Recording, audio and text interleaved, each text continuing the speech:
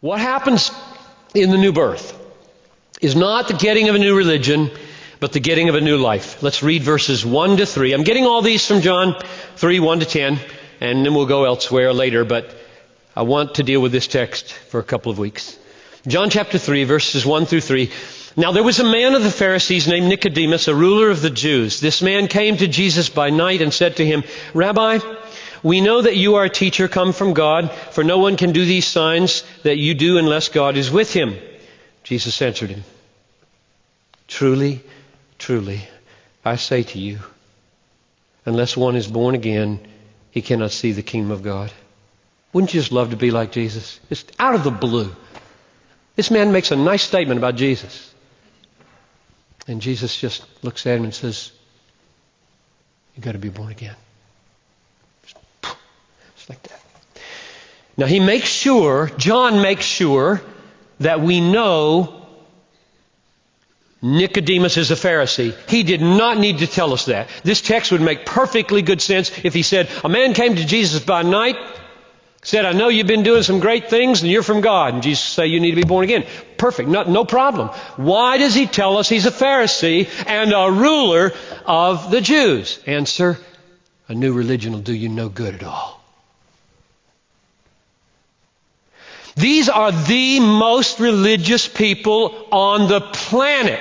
They're the most religious Jewish people. So you may be a perfectly good Baptist, Lutheran, Methodist, Episcopal, Catholic, religious to the core, and lost. That's what he's saying. John wanted us to get this, that here's the Pharisee, the paragon of disciplines, the paragon of prayer, the paragon of moral uprightness and keeping his nose clean and showing up at all the meetings. And he's lost. He's dead. So the reason I think that John points out he was a Pharisee, he was a ruler of the Jews, is to make crystal clear, in spite of all that religiosity, he needs to be born again. He doesn't need religion, he needs life. He needs life. Now, of course, in one sense, he's quite alive, right? I mean, if Nicodemus were here and he heard me just say what I just said, he would say, excuse me, I'm alive. Because that's the way he is here. He's blind. He doesn't get it at all. He's saying to Jesus, can I crawl into my mother's womb and be born again? And he would say to me, you say I'm dead? I'm alive. Excuse me? I'm alive. I am alive. Now, Jesus apparently had a category for living dead. Can you think of any texts? Remember the man, Luke 9:60, who came to Jesus and Jesus said, follow me. And he said, can I go please bury my father? And Jesus says, let the dead bury their dead. So there are dead who need burying, and there are dead who bury them. He's got that category. He knows what he's talking about.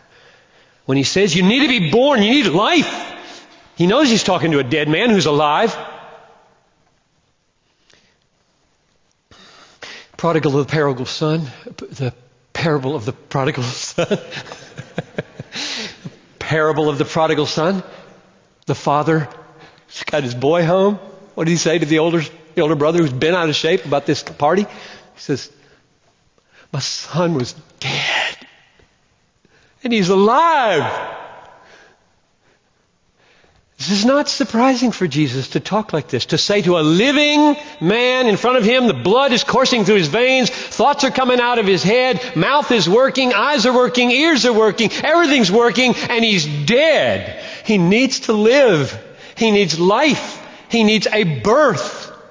So, first meaning of what happens in the new birth is not you get a new religion, like you become a Baptist. That saves nobody.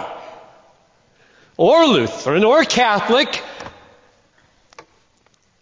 It's life.